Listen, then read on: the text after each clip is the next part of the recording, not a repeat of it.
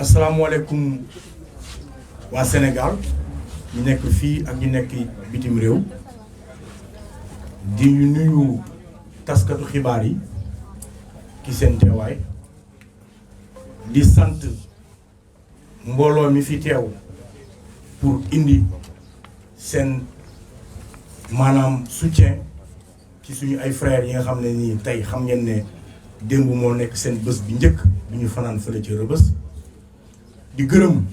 sénégalais yi nga xam ne fépp fu ci mënti nekk ñi ñuy jox seen soutien ñii woo nañ ñu ñii woo nañ suñu mbokk ñii woo nañ ku ñu xam en tout cas di gërëm ñëpp di delloo gërëm ak sant ñi nga xam ne ñoom ñooy suñu ay lawaka dooree ko ci ki nga xam ne mooy maître Moussa Sarr maître Bamba Cissé maître Clédor Ciré Ly maître Fati maître Danfakha maître Tall ak ñeneen ñi nga xamante ne ñoom it wane nañ seen maanaam ak maître Khoureyssi ñi nga xamante ne nag ñoom it nee nañ bëgg nañ cee yokku pour mën a vraiment défendre ñi kii di Kilifeu ak Simon. pour tàmbali dugg ci wax ji bu ngeen xoolee bi vidéo bi génnee li njëkk mooy Kilifeu ci boppam moo bind Y'en a marre ne leen kat dama bëgg arrêter lépp loo xam ne activité Y'en a marre la pour Y'en a marre nekk à l'aise pour que tamit justice sénégalaise nekk à l'aise pour ñu am un procès équitable maanaam ñu dem ci loxol yoon ñu àtte ma mën a setal sama der bi mu ko defee ñun Y'en a marre ñu nangul ko ne ko kon ñun nangul nañ la sa ndombal tànk yi nga tekk ci mouvement bi yépp di naqarlu posture bi ñu gis ci vidéo bi ñu wax ko teetoo ba tax Kilifeu ak Simon ak lépp lu ñu xeex ci Sénégal ak lépp lu ñu def ci Sénégal depuis ay at tëdd kaso ngir Sénégal xeexal beneen askan bi nekk ci suuf bi nga xam ne considéré wuñu ko saa bu loi taxawee ñu xeex saa bu jafe-jafe amee ñu nekk fa looloo waral dinañ mën a xel nangu na naqarlu bi ko sénégalais yu bëri naqarlu ci bi ñu gisee yenn melokaan yi ci yenn vidéo yi ñu nangu ko ñu comprendre ne sénégalais yi xëy na am nañu lu leen métti bi ñu gisee yenn yi looloo tax ñu yàkkamti woon lool ñun Y'en a marre mbir mi dem ci loxol yoon pour dëgg ji feeñ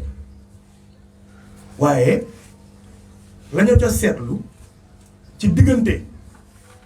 weeru sulet bi vidéo yi génn ñu bàyyi ba juróom-ñaari fan ci weeru sattumbar mu tombee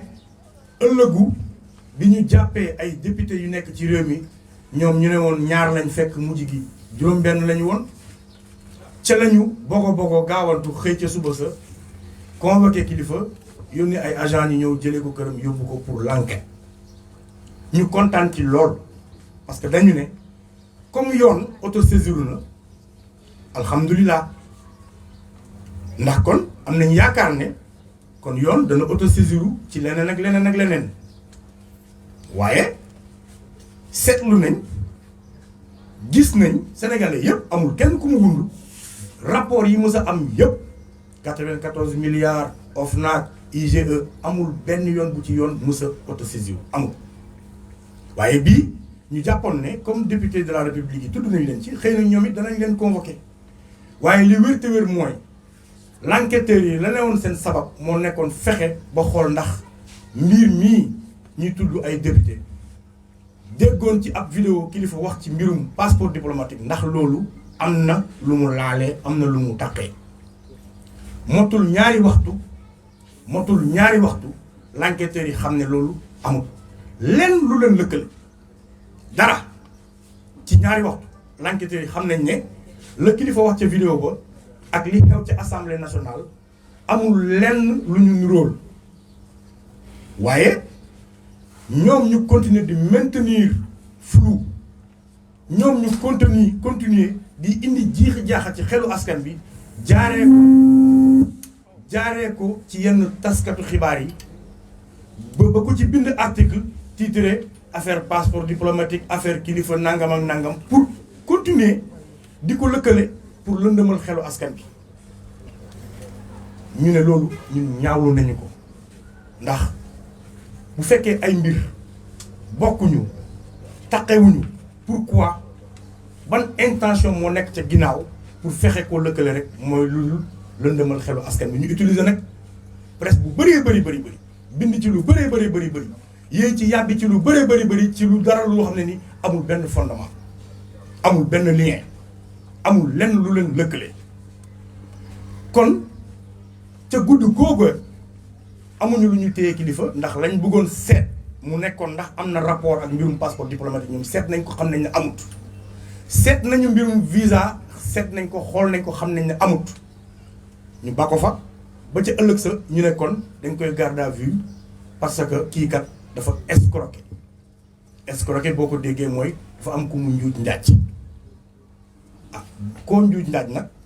xanaa dalay yónnee porter la plainte ne man yaa ma njuuj njaaj waaye loolu amul ca amul benn njuuj njaaj amul kenn ku ñëw ne man damaa porter plainte ndax diw dafa lekk wala dafa luubal sama alalu bopp ñu continuer ki nga xamante ne ni moom moo filmé kilifa te yëgut ko muy Thier continuer di lim ay nit te naka noonu la limee Simon ne moom Simon da ko doon loué passeport am pour que moom mu ci mun di tukki ñu woo Simon ba noonu ngeen gis moom it noonu lañ ko ci boolee féye ko ci ñu yaakaar ne yoon su nekkoon ne yoon moo ko tax a jóg la mu war a njëkk a def mooy fexe ba lijjanti Thierno Amadou Diallo naka lañ ko mun a tëjee le 14 juillet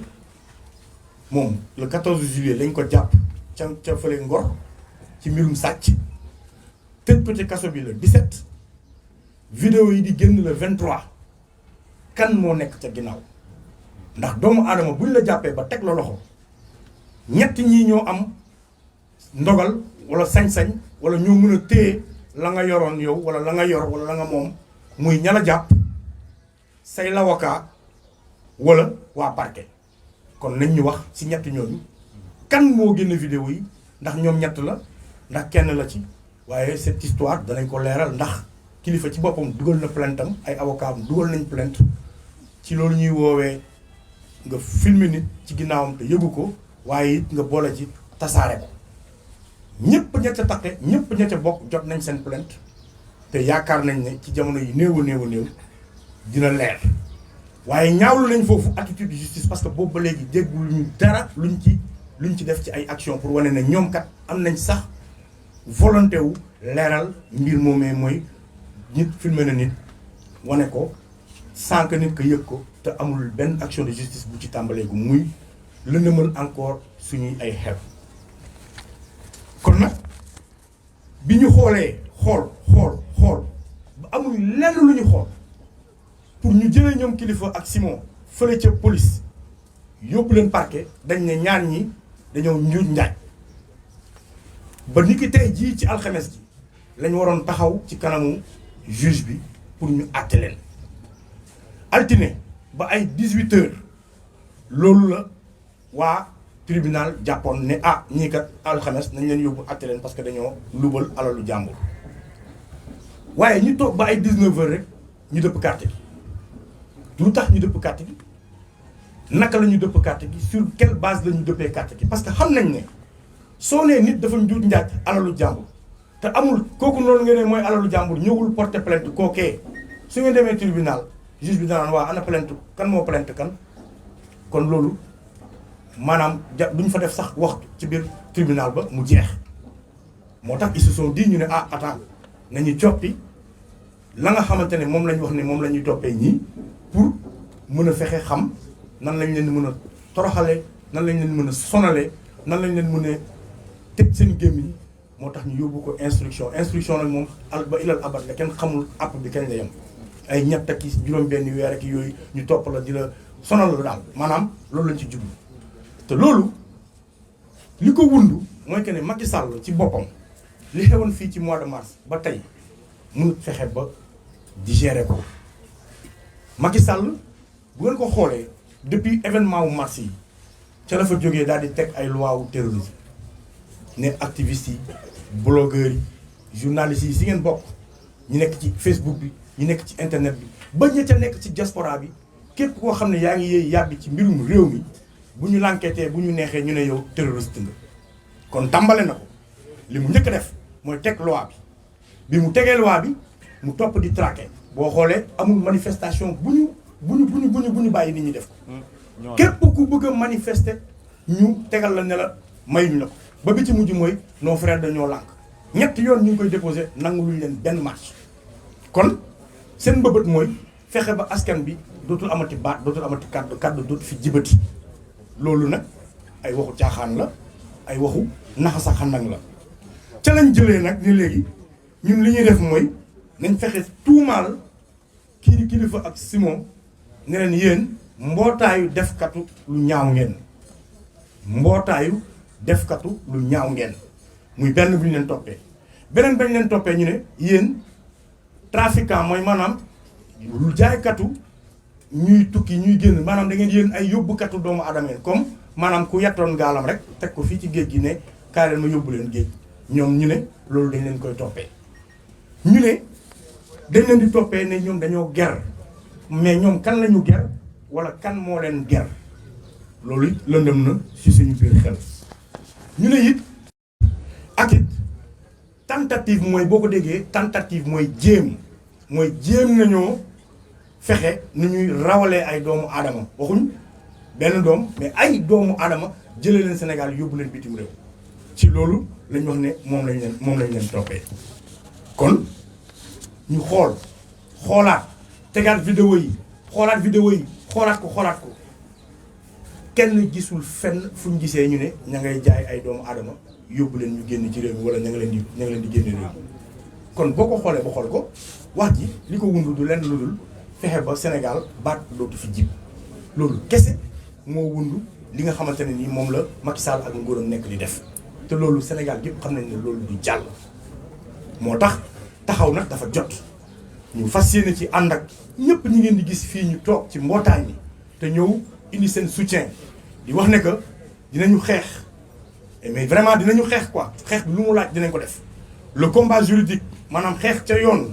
dinañ ko def ndax am nañ pôle d'avocat boo xam ne wóolu nañ leen bokk nañ ci ñi gën a xarañ ci Sénégal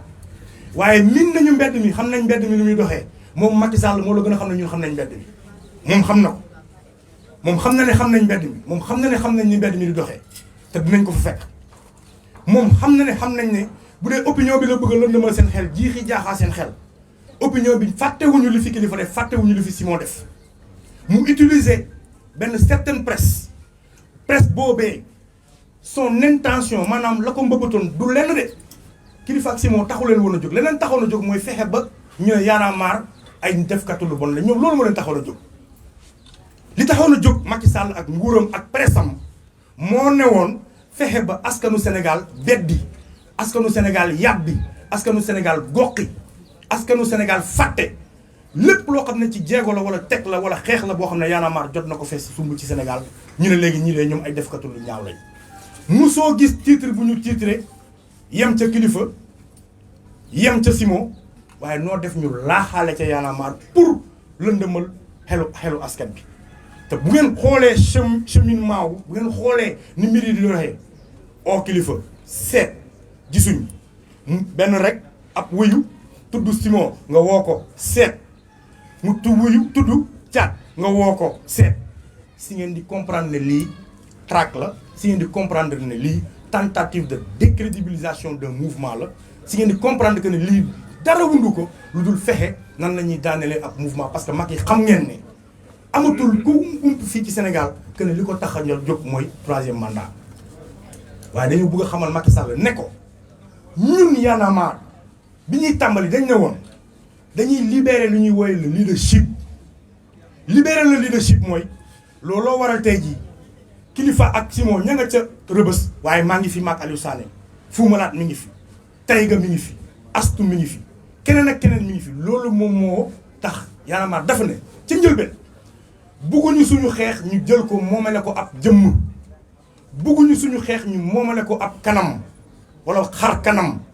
dañoo bugg Sénégalais yi lii nelaw ci ñoom ci leadership mu yeewu ci képp ku ne Y'en a marre état d'esprit la Macky Sall la ngay jéem du sotti parce que boo tojee bopp bi beneen bopp fële te loolu dina continuer di la ëlëb di la jaaxal taqal Y'en a marre nag mënut a ne taqal Modou Ndiaye mën naa ne mais munoo taqal mouvement bi lëm munoo sànni li mouvement bi jot a def lépp Sénégalais yi comprendre nañ ko mun leen ci nax parce que li ñu gis mu nekk ci presse bi yëpp c'est déplorable nous sommes vraiment daf ñu métti désolé on est désolé dafa triste parce que Y'en a marre dafa yàgg ak presse bi Y'en a marre dafa yàgg ak taskatu xibaar yi ci collaboration ci liggéey ngeen di fësal li ñuy def jàpp naa ne Sénégal fi mu toll 3e millénaire presse bi war naa moytu nag di dugg ak di taqe ak di laale ci lépp loo xam ne mun na nekk jëm ci wàllu manipulation de l'information. xam nga kan moo yore justice kan moom procureur parce que fii il s'agit dans ce Sénégal le président moom procureur damay dem sax plus loin Sénégal fii procureur titre la rek mais président bi ci boppam mooy procureur Macky Sall c'est lui le procureur de la République kon bu fekkee ku féetee ci wàllam la nga doxi sa soxla ku féeteewul ci wàllam ak lu munti doon lu toll ne tara fatal ay ni maanaam Guy Marius Sagna dem préfecture di déposer ji ab lettre ñu jàpp ko tëj ci kaso bi mu fanaanaat fa kon kay Macky Sall procureur de la République moo nekk ci ginnaaw loolu kay lu leer la ni ñu xoolee ni justice bi doxalee mbir mi woo ay doomu aadama sur la base d'une vidéo bu ñu diffuser te yow nga teg ak loi ne lépp képp ku filmer nit ci ginnaawam diffuser ko yow yoon teg na la loxo ba noppi balaa dara xew loolu amul jaaruñ ca processus boobu kon kay instrumentalisation de la justice loolu foofu leer na démontré na kon Macky Sall moo nekk ci ginnaaw bu baax a baax et nous le disons haut et fort moo nekk ci ginnaaw tout ce qui se passe traque bi nekk ci fii traquer opposition bi casser opposition bi casser dynamique yi xeex activiste yi parce que bu ñu waxantee dëgg te yàlla tax xool leen Macky Sall bi mu ñëwee léegi li mu def ci ay restriction de loi restriction de liberté laal sax ba ci yéen seen journalistes yi nangam ak nangam lii waratu fi am lii war a fi am moom Macky Sall benn affaire rek moo koy tax a autosaisir mooy activiste def na nangam wala wax na nangam politicien def na nangam wala wax na nangam wala moom wax nga ko dara mu indi article 80 teg ko kon moo ne ca ginnaaw loolu kay leer na amatul luñ ciy lam-lamee. beneen bi mooy est-ce que Y'en a marre est affecté l'institution en tant que telle l'institution en tant que telle n'est pas affectée mais humainement man personnellement ma bokk kilifa kër gi bokk kilifa Y'en a marre am naa lu ma métti parce que dama xam nit bi màggandoog moom xam ay jikkoom xam nu muy dundee xam lépp ak biiram biteem famille lañ laal na ma personnellement te loolu mbirum nit ak nit la mais l'institution reste fort et je vous dis aujourd'hui bu vérité bi éclaté woon aux yeux de tout le monde Sénégalais yëpp gis ñu ne ñii li ñu leen tàttee ñoom ñoo ko def vous verrez la position de Y'en a marre vous verrez la position de Y'en a marre Y'en a marre du làq doom dóor doom ñun du ñu làq doom dóor doom on est très très très à l'aise nag parce que xam nañ ne lañ leen doon toppee dara du ci dëgg mënuma dugg nag ci fond dossier bi parce que loolu mi ngi nekk en instruction mënuma ci dugg mënuma cee xuus l'avocat yi ñoom ñoo amee loolu boobu kàddu waaye on est très à l'aise le mouvement est très à l'aise très tôt bi ñu tàmbalee rek lam yëy yàb bi mooy ne kilifa tekki na ndombo tànkam nangul nañ ko léegi na yoon def liggéeyam ñu toog nag ñun di xaar di observer xam nañ suñu li ci nekk xam nañ lañ ca yaakaar kii mu ne ndax assumer nañ vidéo bi waaw vidéo bi kan moo mën a wax fii ci presse bi wala ci Sénégalais yi ku gis toute la vidéo complète début ba fin toute la vidéo laa de début ba fin kan moo ma mën a wax fii ci yéen bi ñu njëkk a teg ndax moo njëkk a am wala ndax bi ñu mujjee teg moom moo njëkk a am loolu yëpp enquête bi leeral na ko loolu dana génn après parce que vidéo bi tollul noonu kàddu yee yemul noonu lañ fa waxtaanee yëpp yemul foofu am na it yeneen yoo xamante ne nii xëy na yéen gisu leen ko mais loolu mënu ma cee xuus l'enquête bi dana ko wax avocat yi dina ci wax parce que comme lu nekk en instruction la amuñu droit xuus ca lu baax mu ne diggante première ak deuxième vidéo kilifa dafa wax ci diggante bi ah non je suis désolé kilifa ñëpp dégg nañ ko mu ne tout le monde dégg nañ ko mu ne c'est effectivement vrai sama xarit moo ñëw diis ma soxlaam ma def ci jéego bu ne moom moo ko wax. alors dam ne ngeen tegaat vidéo il a assumé sa part de responsabilité dafa ne sama xarit moo ñëw ne ma dama bugg nga utal sama doom ak sama jabar visa pour mu dem faju ji parce que dafa feebar ci saa si gis ngeen ko ci vidéo mu jël téléphone am di oo ay nit ñu mu yaakaar ne war nañu am contact bu consul pour mun koo utal pour mu dem utali ko rendez-vous d'urgence moom assumé na ko mosul weddi loolu assumé na ko leneen lañ ca boole nag lam ca wax loolu mi ngi ci biir enquête bi mënu ma cee xuus waaye xam naa ne amul benn sénégalais buy taxaw ne kilifa weddi na loolu xëy na ni ñu dagg dogatee vidéo yi mun na indi lëndëmal xel bi njëkk ak bi mujj bi njëkk a teg ak bi mujjee teg loolu foofu mun na indi lëndëm xel te nangul naa leen loolu waaye li ci enquête bi nag moom mënu ma cee sori ndax mën a personne aura l'occasion et moom incha allah dana ci addu sama waa ji nag posé na question bu am solo mu ne dañ fi def UPEC indi africain yëpp ñu ñëw yeneen mouvement sociaux yi ñëw ñu lëkkaloog mouvement sociaux yi nekk fi Sénégal ñu yaatal Sénégal yëpp gis ko àdduna bi yëpp gis ko Afrique yëpp magnifier ko ndax yii nii bu continuer dina faagaagal yeneen pays yi nangam ak sàngam c'est vrai ces pratiques là yi nga xamante ne moom le président yiy yor buñ ci continuer amul benn askan buy yéey yàppi te fi ñuy mujjee genre Macky Sall gii nga xam ne ñoom pouvoir mooy seen problème il s'accroche au pouvoir coûte que coûte maanaam lu leen pouvoir jaral seen yoon nekkul ci des Sénégalais meurent Macky Sall yoonam nekkul ci ay Sénégalais dee tant qu'il peut s'accrocher au pouvoir yoonam nekkul ci ay Sénégalais xiif yoonam nekkul ci ay Sénégalais mar yoonam nekkul ay Sénégalais dëkk ci mbënd mi yoonam nekkul suñu ay jafe-jafe ñuy feebar mënuñoo faju ñuy nangam yoonam nekkul ci li ko intéressé mooy pouvoir mais loolu mënul jàll xam nga tax mënul jàll parce que Y'en a marre monate la xam ngeen luy monate dafa dëppoo këllëm bu kuy yi ñëwee ñu dugal jël kuy su kuy yi demee ñu génn continuer suñu yoon Y'en a marre monate la te mouvement sociaux yi ma gis monate lañ amul ku fi jëlul ay coup ci taqal ci sosal ci lay ci jéem a xoqatal ci jéem a tëj ci jéem la ger ci jéem la jënd amul ñii fi toog ñëpp subir nañ ko ñi ngeen gis ñu toog fii amul ku ci subirul loolu te pourtant ils sont toujours là man foofu laa bëgg interpeller askanu Sénégal ñu fàttaliku ne à chaque fois que le pays nekk na ci jafe-jafe ñan la ñuy njëkk a gis yow mii tëdd sa biir kër wala nga nekk ci biir diaspora bi toog di seetaan télé ñan ngay fekk ci terrain bi ñu leen di jàpp di leen dóor ay livre di leen sànni ay gaz lacrymogène ñooñu taxaw di ko déggu waxuma da nga leen ameen jukkal de ndax defuñ ko pour sénégalais yi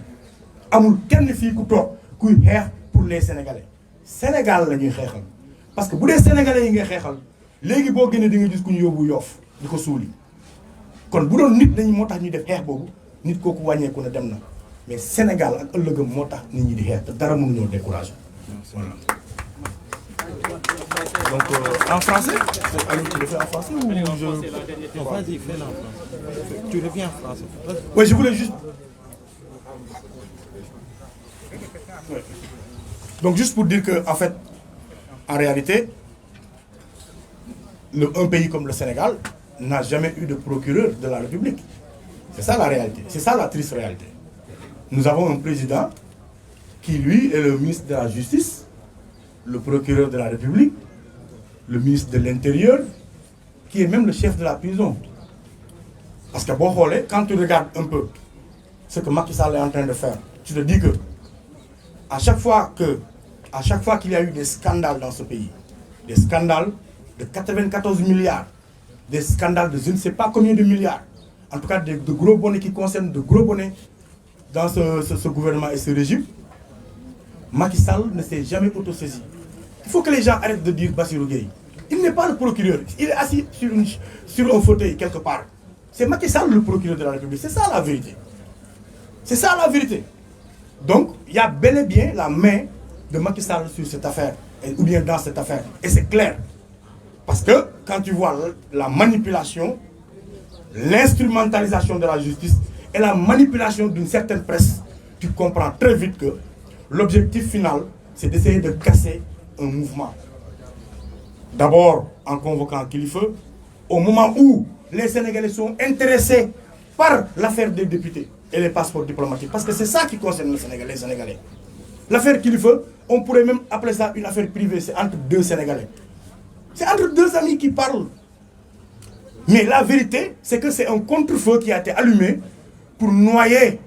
cette affaire de députés et de passeports diplomatiques. Et les Sénégalais ne sont pas dupes. Les Sénégalais ne sont pas dupes. Ils ont essayé de faire de telle sorte que les Sénégalais puissent s'imaginer que ces deux affaires sont liées. Au bout de 2 heures de temps, ils ont pu découvrir que ce n'est pas vrai. Il n'y a jamais eu de lien entre ces deux affaires. Donc, pourquoi après, par la suite, juste parce qu'un criminel, quelqu'un qui a été arrêté, a cité Simon, on appelle Simon. Il a appelé Tchad, on appelle Tchad. Et sur ça, d'abord, je vais m'arrêter une seconde. J'ai vu paraître dans les revues de presse et autres, dire que Tchad a été appelé à la DIC pour une histoire de voiture. Activement recherché. Activement recherché. Et quand l'on disait activement recherché, j'étais en réunion avec les Yana Maris et on revenait de la DIC. Il est activement recherché. J'ai reçu un coup de fil, le commissaire m'a appelé, je suis allé répondre au commissaire. Et vous savez qu'est-ce qu'on m'a demandé? Thiers a dit, c'est moi qui ai fait les présentations entre lui et Simon en lui disant que toi et Simon vous vous ressemblez, il peut te louer son passeport pour que tu voyages. Voilà ce qu'on m'a demandé. Voilà ce qu'on m'a demandé à la DIC. Et vous pensez que ça c'est sérieux?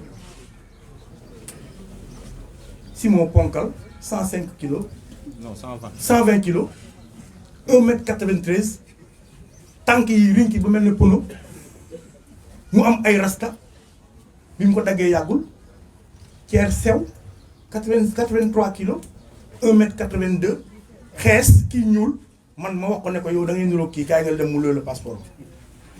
Et après, la justice n'est même pas digne de dire, écoute, si ça c'est vrai, par quel aéroport Thiers est passé?